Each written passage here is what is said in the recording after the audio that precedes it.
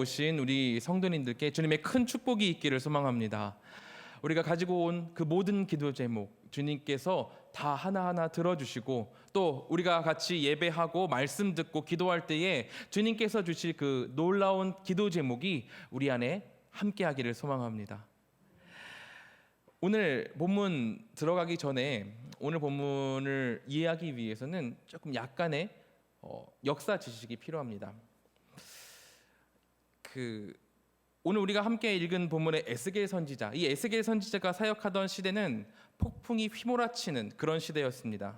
과연 이 시대를 살아갔던 사람들이 제대로 된 마음과 제대로 된 정신을 가지고 그 정신을 붙잡고 잘 살아갈 수 있었을까 하는 생각이 들 정도로 적은 사방에서 공격해 들어오고 아는 골물대로 골마서 혹세무민 당하고 있던 그런 시기가 에스겔의 시기죠. 그래도 조금의 희망의 빛이 비치긴 했어요. 하나님이 세우신 요시야 왕이 있었죠. 그는 8세의 즉위에서 하나님과 주님의 신앙을 지키기 위해서 노력하던 사람이었습니다. 우상을 파괴하고 바른 신앙, 바른 제사를 찾기 위해서 굉장히 노력했어요. 성전을 보수할 때 찾아낸 그 옛 율법, 그 율법책을 백성들과 함께 읽으며 눈물로 회개를 했던 그런 왕이었죠.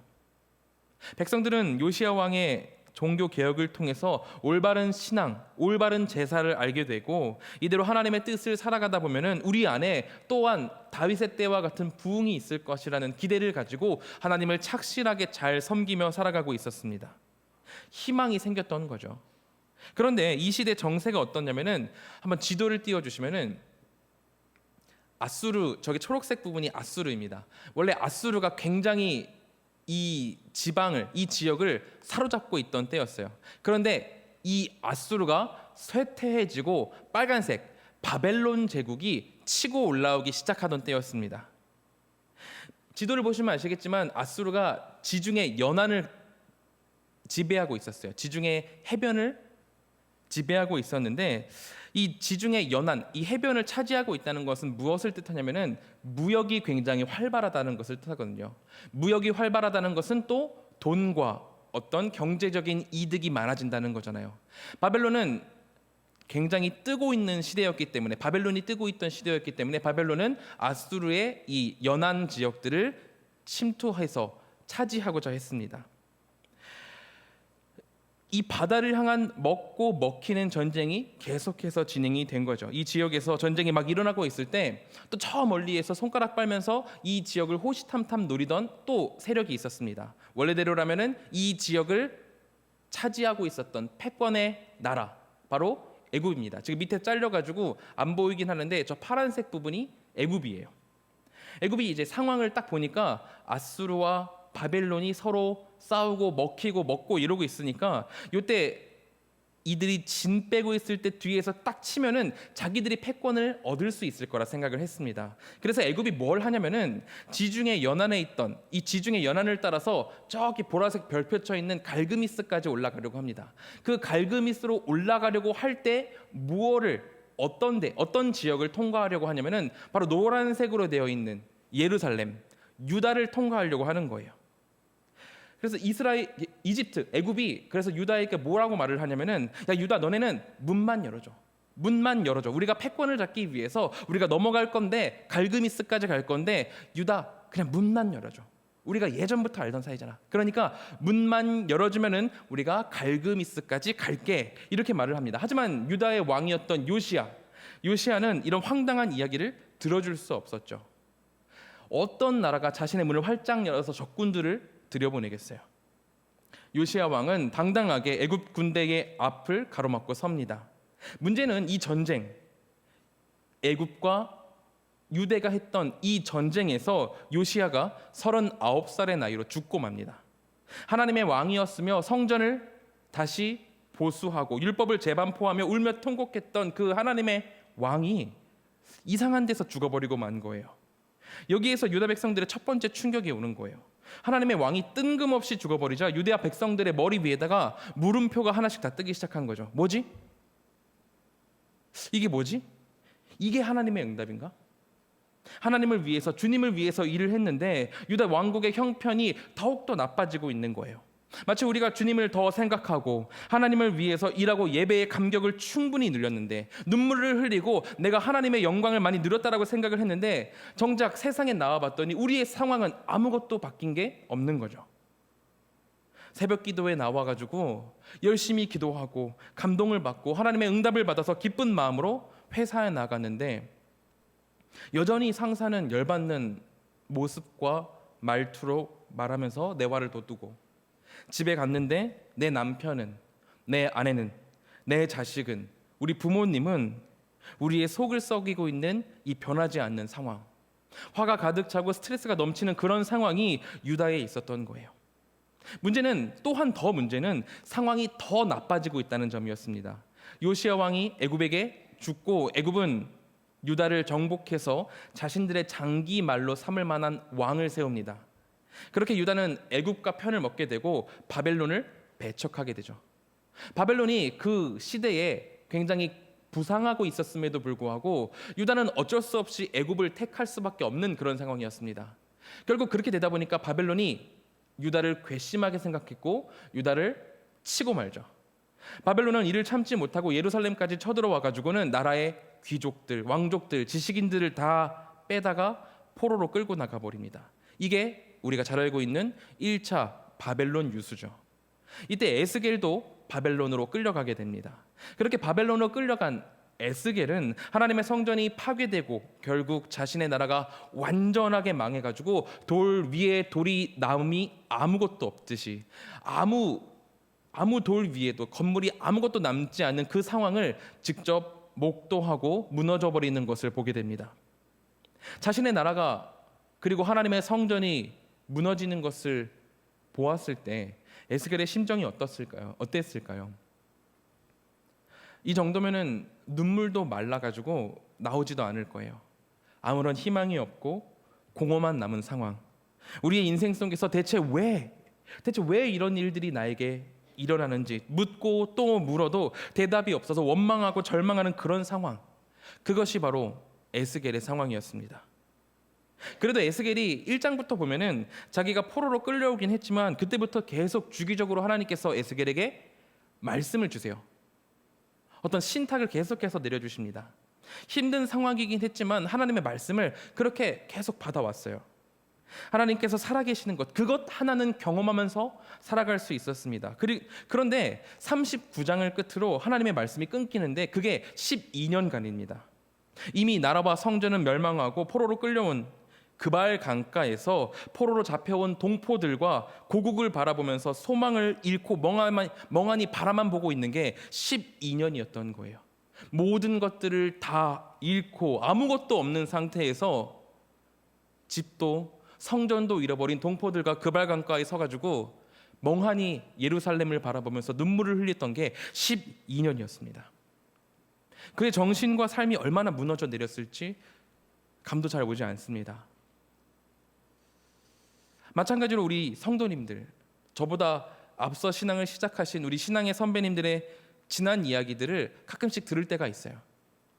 그런 지난 이야기를 들을 때에도 대체 어떻게 그 모든 환난을 버텨오셨을까 하는 생각이 들곤 합니다. 고난 중에도 묵묵히 자리를 지키고 어려움 중에도 먼저 나서서 사람들을 사랑하고 전도하고 그 사람들한테 배반을 당하고 눈물 흘리고 가슴 아파하고, 그럼에도 불구하고 또 함께 모여서 기도하시는데 무너진 것 같은 그 삶을 대체 어떻게 지탱해 오셨을지 참 듣고 있는 제가 마음이 가라앉을 때가 있습니다. 하지만 그래도 다행인 건 우리가 너무나도 잘 알고 있듯이 하나님께서는 우리를 홀로 오래 남겨두지 않으신다는 겁니다. 소망이 없어지고 무너진 삶 가운데에서도 하나님은 우리를 놓지 않으시고 반응하시고 응답하심으로 회복을 바라보도록 하신다는 거예요.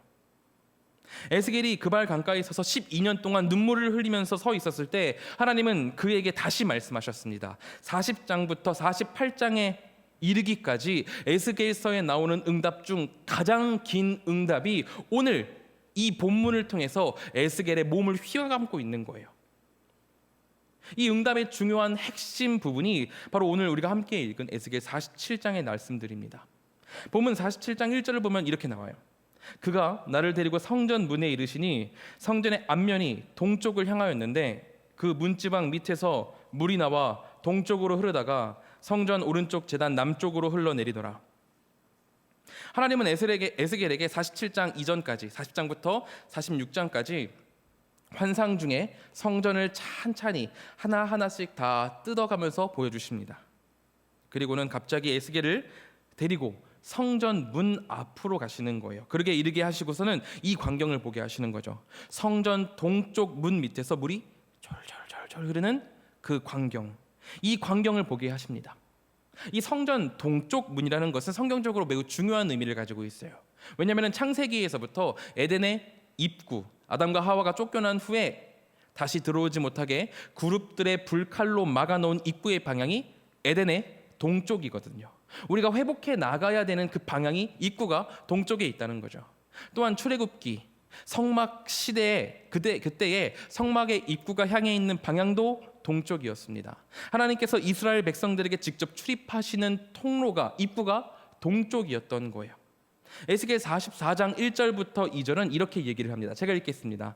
그가 나를 데리고 성소의 동쪽을 향한 바깥문에 돌아오시니 그 문이 닫혔더라. 여호와께서 내게 이르시되 이 문은 닫고 다시 열지 못할지니 아무도 그리로 들어오지 못할 것은 이스라엘의 하나님 나 여호와가 그리로 들어왔습니다. 그러므로 닫아둘지니라. 하나님이 에스겔에게 환상을 보여주시면서 말씀하시기를 내가 동쪽 문으로 들어왔다 말씀하십니다. 동쪽은 우리가 계속해서 봐왔듯이 하나님의 길, 하나님의 문인 거예요.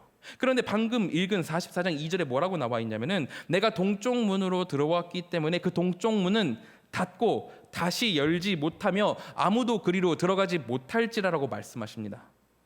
하나님은 동쪽 문으로 들어오시고는 주님이 쓰신 문이기 때문에 그 문을 아무도 사용하지 못하게 잠궈두세요. 닫아두십니다. 아무도 이용하지 못하도록 꽉 막아두셨습니다. 하나님께서 세상과 단절을 하시겠다는 말씀이실까요? 너희는 너무나도 더럽고 나는 거룩하니 이제 우리는 완전히 의절이다. 우리는 아예 닫혀서 상관하지 못하게 될 것이다. 이런 의미를 담고 하나님께서 이런 말씀을 하셨을까요? 그건 아니었을 겁니다. 오늘 본문인 47장에 와서 3장 뒤에 가서 하나님은 한 가지 변화를 일으키시는데 오늘 우리가 1절에서 읽듯이 비록 그 문은 닫혀 있지만 그 문 밑을 통해서 작은 물줄기가 졸졸졸 흘러나가기 시작하는 거예요. 졸졸졸 흐르는 아주 가느다란 물줄기. 과연 이 물줄기가 무슨 변화를 줄 수 있고 무너진 이 나라에서 어떤 영향을 낼 수 있을까 싶지만 하나님께서는 동쪽 문을 시작으로 하나님의 문을 시작으로 물줄기를 트시며 일을 시작하고 계신 겁니다. 성경에 의하면 에스겔은 하나님에 이끌려 그 물줄기를 따라 걸어가게 됩니다. 천척, 그러니까 500m를 하나님과 함께 따라가자 그 물이 발목에 이르고 또 500m 정도를 따라 걸으니까 물이 이번에는 무릎에 이르게 되고 또 다시 500m를 따라 걸으니 물이 허리에 이르게 되고 또 다시 500m를 총 2000m를 가니까 이제는 건너지도 못하게 머리 저 높게 물이 차버렸습니다. 성전 동쪽 문에서 시작한 그 작은 물줄기가 이제는 아주 넓은 강이 된 거예요. 에스겔이 이 놀라운 강을 보고 있으니 하나님이 그를 이번에는 이끌어서 강가를 보게 하십니다. 강 주변을 보게 하세요. 원래 환상에서 강 주변에는 아무것도 존재하지 않았습니다. 공허하고 메말라 있던 땅이었어요. 그런 땅이었는데 하나님의 생수가 강이 되어 흐르자 생명력이 넘치기 시작해요. 강 주변으로 갑자기 생명력이 용트름하기 시작합니다. 강 좌우편으로 나무가 심히 많아집니다. 물이 흐르고 나무가 자란다는 것은 생명력을 품을 수 있는 준비가 되었다는 거잖아요. 이뿐만이 아닙니다. 강은 흐르고 또 흘러서 아라바 내려가 바다에 이른다라고 나와 있는데 이 바다는 사해를 말합니다. 이 강이 흐르고 흘러가지고 사해까지 닿게 된다는 거예요. 사해 너무나 잘 알시죠? 염분이 너무나도 많아가지고 생명이 도저히 살 수가 없는 그 바다. 염분이 너무 많아서 어떤 생물도 살 수 없는 그 죽음의 바다에 주님의 강물이 흐르고 그곳에 이르자 성경이 뭐라고 말하냐면은 이 흘러내리는 물로 그 바다의 물이 되살아난다라고 말을 해요. 원래는 염분기가 너무나 많아서 어떤 생물도 살 수 없는 그런 땅이었지만 이제 번성하는 모든 생물들이 살기 시작하고 고기가 심이 많아서 어부들이 풍족하게 물고기를 끌어올리게 될 것이라고 이야기를 하는 거예요. 회복은 여기서 그치지 않습니다. 12절입니다.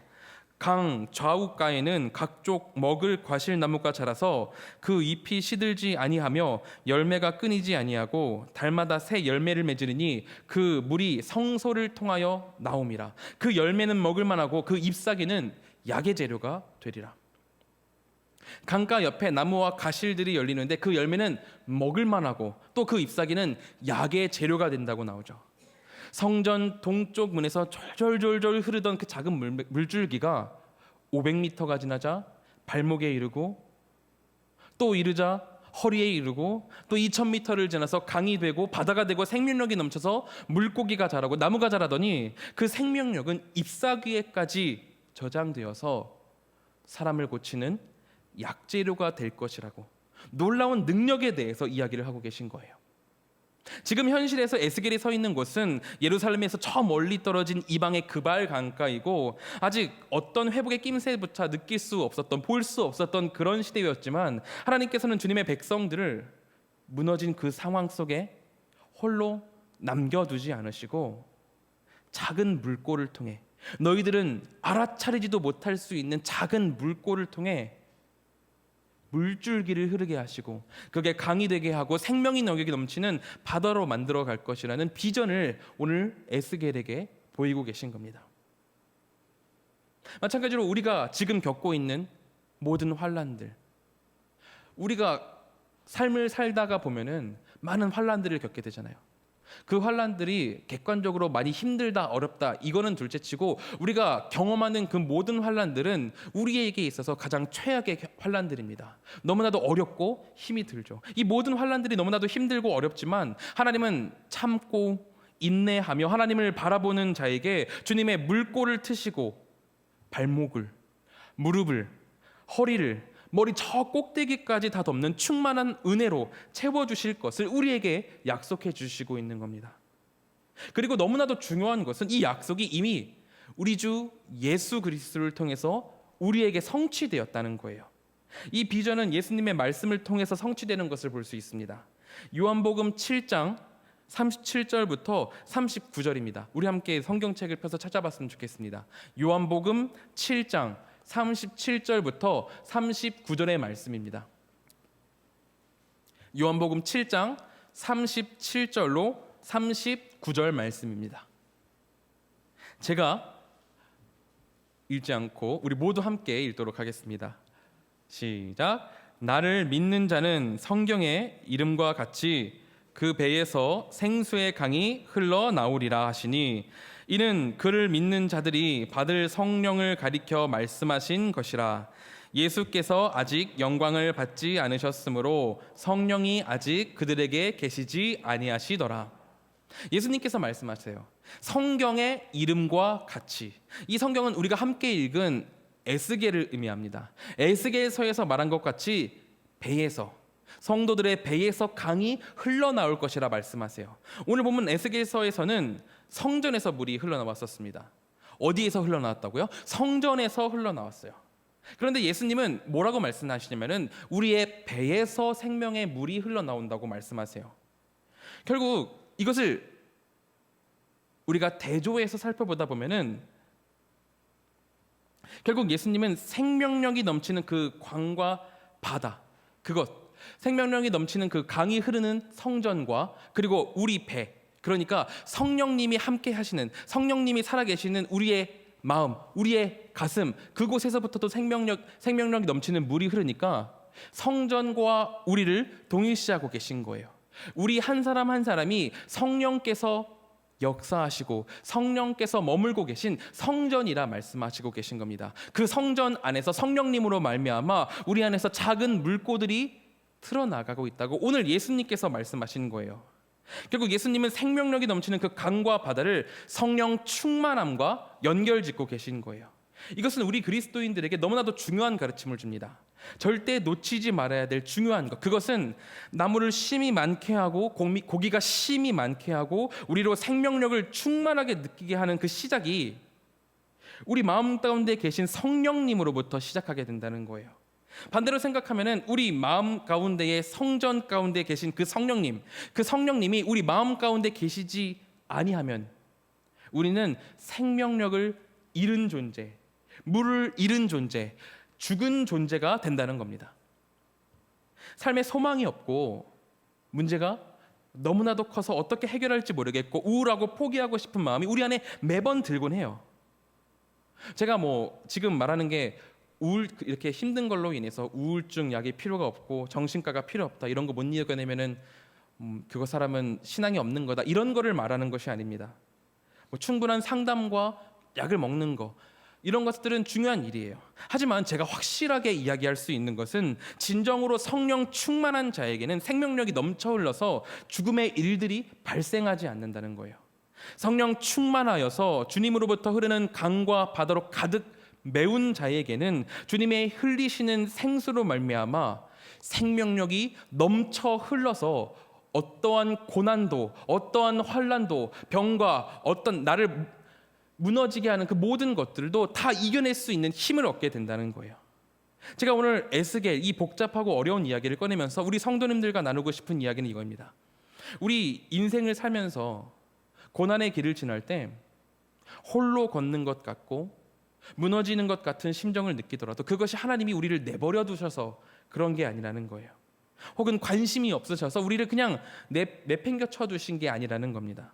주님의 생수는 이미 성전에서부터 성령님이 계신 우리 마음의 성전에서부터 똑똑똑 거리면서 물줄기로 흐르고 있습니다. 그게 지금 우리가 느끼기에 너무 세미해서 알아차리지 못할 뿐이지 하나님께서는 이미 성령님이 계신 우리 성전 마음 가운데에서부터 하나님의 일들을 시작하고 계시다는 거예요.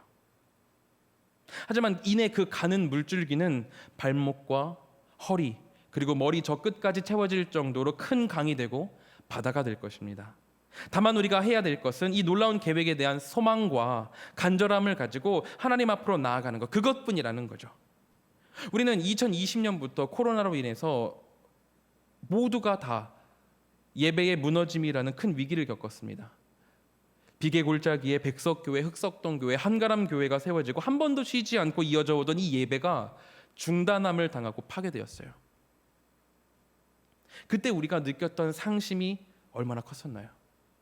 예배를 나오고 싶어도 나오지 못하고 TV 앞에 덩그러니 앉아서 스피커에서 나오는 설교를 들을 수밖에 없었습니다. 우리 사역자들에게도 이것은 마찬가지였습니다. 주일 오후 예배를 미리 찍어둔다고 밤에 캄캄한 밤에 아무도 없는 강대상에 혼자 서가지고 녹화 버튼 눌러놓고 녹화할 때 느꼈던 비참함. 우리 성도님들 아무도 계시지 않는데 혼자 설교를 막 녹화하면서 느꼈던 그 비참함이 아직까지도 생생합니다. 그때 우리 모두가 예배가 회복되기를 간절하게 기도했고 함께 나와서 찬양할 그때를 소망하고 식사 교제하면서 오후 예배에 참여하기를 너무나도 소망했었어요. 그런데 지금 하나님께서 멈췄던 생수를 다시 흘리시면서 우리가 소망했던 그 모든 것들의 회복을 다시 시작해 주셨는데 우리는 왜 그것을 아직도 회복을 하지 못하고 그 자리에 머물러 있냐는 거예요. 지금 하나님의 회복이 시작된 이 시점에 성전을 세우고 보수하며 하나님 앞으로 나와야 하는데 여전히 그 자리에 머물러 가지고 회복되지 못하고 있는 모습들이 내 안에 그리고 우리 안에 아직 이 교회에 이 기도회에 나오지 않은 수많은 우리 공동체의 사람들 가운데에 여전히 머물러 있습니다. 이 모든 것들을 회복하시기 위해서 우리는 걸어 나아가야만 합니다.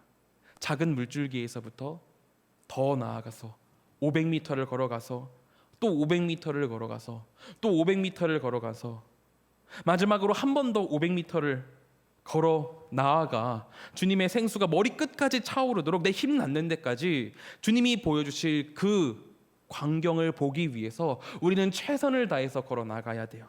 그 끝에서 우리는 심이 많은 나무들과 물고기 그리고 죽어가던 바다가 살아나 생명력이 넘치는 충만한 역사가 내 안에 흐르는 것을 경험하게 될 것입니다. 이것에 대한 진실한 소망을 붙들어야 한다는 거죠.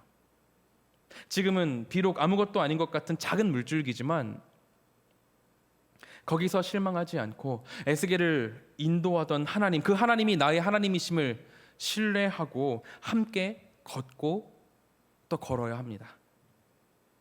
뭐야 여기까지 왔는데 겨우 발목이네 에이 하고 돌아가 버리고, 또 왔는데 아유 겨우 무릎이네 돌아가 버리고, 아니 겨우 왔는데 뭐 강밖에 안 되네 그러면서 돌아가고, 포기하는 것이 아니라 하나님의 약속은 확정되어 있으니 이 놀라운 그림들이 언제 우리 앞에 나타나게 될지 기대하고 소망하면서 회복의 길로 나아갈 수 있어야 된다는 거죠. 또한 그리고 오늘 본문이 우리에게 말씀하시는 것은 나의 회복, 나의 성령 충만을 이야기하기도 하지만 거기서 더 나아가 우리에 대한 이야기를 한다는 점입니다. 요즘 젊은이들이 좋아하는 찬양팀 중에서 위러브라는 찬양팀이 있습니다. 그 팀이 지난 8월 중순에 광진구 장로회 신학대학교 강당에서 한 2,200명 정도를 모아놓고 집회를 열었습니다. 2,200명이나 되는 젊은이들이 모여서 찬양하고 말씀 듣는 시간을 가졌는데, 왜 그런 이야기가 있죠. 그 시대에 발매되거나 아니면 유행하는 찬양을 들으면 그 시대를 관통하는 주제들을 볼 수 있다고, 성도들의 기도 제목들을 볼 수 있다, 뭐 이런 이야기들이 있습니다.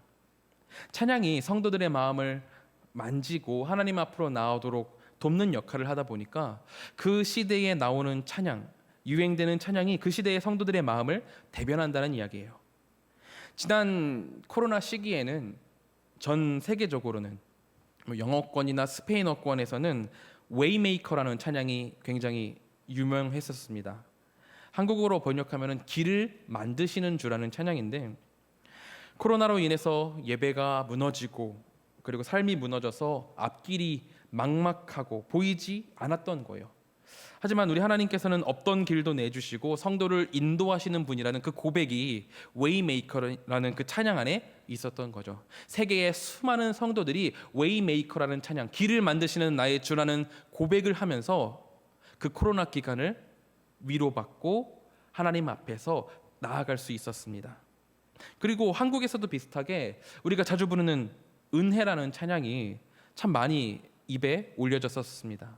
이 어려운 시기에도 꿋꿋하게 버티며 지내올 수 있었던 이유는 하나님께서 지켜주셨기 때문이라는 그 고백이 한국교회 성도님들께 있었기 때문이죠. 우리 성도님들께서도 그 은혜라는 찬양을 부르시면서 얼마나 위로를 받으시고 하나님께서 나를 이곳까지 인도해 주셨구나라는 그런 깊은 공감을 하셨어요. 이런 의미에서 저는 지난 8월에 열린 위러브의 집회가 열린다는 소식을 듣자마자 무척 궁금했습니다. 지금 한국 교회 젊은이들은 어떤 생각을 하고 있는가? 한국 교회 젊은이들이 굉장히 사랑하는 위러브라는 이 단체가 코로나로 인해서 3년간 공식적인 집회가 없다가 처음으로 대면 집회를 시작하는데, 그들이 3년 동안 기도하고 준비한 메시지는 무엇일까? 젊은 세대들은 지금 이 시점에서 대체 어떤 고백을 주님 앞에 드리고 있을까, 드리고 싶어 할까 하는 궁금증이 일었어요. 한번 영상 한번 보실까요?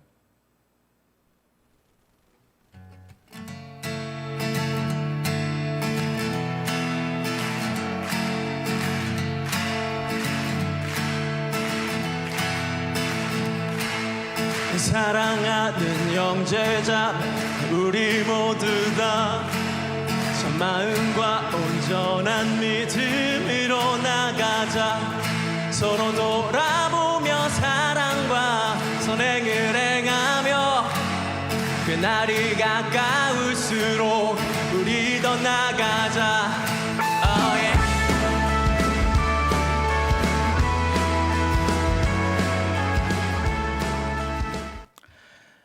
8월에 있었던 집회가 이제 끝나고 9월 19일 날 앨범이 발매가 됐습니다. 이렇게 발매된 앨범 가장 첫 번째 곡이 지금 우리가 함께 본 찬양입니다. 가사가 어떠냐면은, 사랑하는 형제 자매 우리 모두 다 참 마음과 온전한 믿음으로 나아가자. 서로 돌아보며 사랑과 선행을 행하며 그 날이 가까울수록 우리 더 나아가자. 참 예쁘지 않나요? 저 2,200명이나 되는 청년들이 모여가지고 우리가 함께 더 힘을 모아서 하나님께 나아가자. 우리가 서로 사랑하고 서로 선행을 행하면서 함께 나아가자라고 고백하고 있는 모습이 참 예쁜 것 같습니다.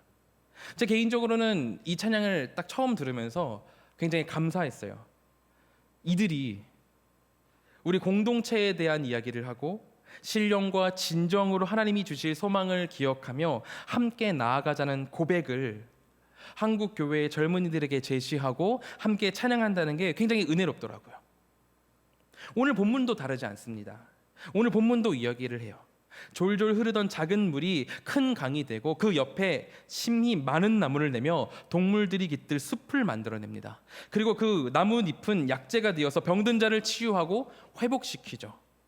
그 강은 또 흘러서 바다로 가고 죽은 바다를 살려서 심히 많은 물고기를 품게 되고 거기서 많은 어부들이 물고기를 낚으며 또 생명력 넘치는 그림을 만들어내요. 예수님께서는 말씀하셨어요. 우리 한 사람 한 사람이 성전이라고. 이 성전에서 생수가 흘러나오게 된다. 그것은 성령님의 인도하심이다라고 말씀하셨죠. 우리가 성령 충만하다는 것은 내 스스로의 강건함을 이야기하기도 하지만 또한 함께 의미하는 것은 우리에게서 흘러나오는 이 생수가 강이 되어서 주변으로 나무를 내고 약재를 내고 죽은 바다를 살리는, 그러니까 내 주변의 일, 내 주변의 이들, 공동체를 살리는 역할을 하고 있다는 것 또한 이야기하고 있다는 거예요. 내가 무너져 있는 것은 나와 내 주변의 관계들 또한 무너져 있다는 거거든요. 나만 무너지지 않습니다. 내가 성령 충만하지 못하고 시험에 들어서 고통길에 있다면은 주변을 둘러보지 못하게 되고 사랑의 열매를 맺어가지 못하기 때문이죠. 우리는 예수를 머리로 둔, 예수 그리스도를 머리로 둔 한 몸이기 때문에 한 부분의 아픔, 한 곳의 아픔이 온 마음에, 온 몸의 아픔이 된다는 거예요. 하지만 우리가 성령 충만함으로 심령의 회복을 경험한다면은 동시에 우리 주변의 변화들, 나로 인해서 죽어있던 주변이 생명력을 얻는 기적 또한 경험하게 된다는 거예요. 물론 한 사람의 몸부림, 이 몸부림침은 너무나도 작은 물줄기에 불과할 수는 있습니다. 처음 시작은 굉장히 미미하고 아무것도 보이지 않을 수 있어요. 하지만 하나님께서 우리에게 약속해 주셨듯이 점차 그 물들은 모이고 또 모이고 모여서 큰 강이 되고 바다를 이루어서 엄청난 생명력을 내뿜게 될 것입니다. 저는 이 기적이 저와 우리 한가람 공동체와 함께 하기를 소망해요. 저를 울게 하고 때로는 화나게 하고 또 가슴 뛰게 하는 그것은 온전히 우리에 대한 문제입니다. 나의 성령 충만함을 원하는 만큼 우리 공동체 또한 주님의 충만한 자리에 거하기를 원해요. 비록 지금 우리가 회복을 위해서 하는 모든 몸짓들이 아무런 티가 나지 않을 수는 있습니다. 우리가 하고 있는 모든 일들이 작은 물고에 불과해가지고 지금 무슨 일이 이곳에 일어났는지, 지금 우리가 하나님을 위해서 나아가는 것이 맞는지 불명확해 보일 때도 있을 수 있어요. 하지만 주님의 소망을 붙들고 우리가 나아간다면은 그 작아 보이던 권사 기도회를 통해서 하나님께서 큰 강을 이루게 하시고, 작아 보이던 식당 봉사를 통해서 남과 약재를 내듯 서로 회복하는 큰 힘이 깃들게 하시고, 또 작아 보이던 새가족 팀을 통해서 물고기가 많은 생명력 넘치는 바다를 이루게 하실 줄로 믿습니다.